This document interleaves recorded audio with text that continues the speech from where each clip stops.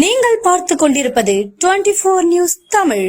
+2 தேர்வில் மாவட்ட அளவில் முதலிடம் பெற்ற பாரதி மெட்ரிக் பள்ளி மாணவி நோயல் ஜாய்சியை மாவட்ட ஆட்சியர் MS பிரசாந்த், மாவட்ட முதன்மை கல்வி அலுவலர் கார்த்திகா ஆகியோர் பாராட்டி வாழ்த்து தெரிவித்தனர்.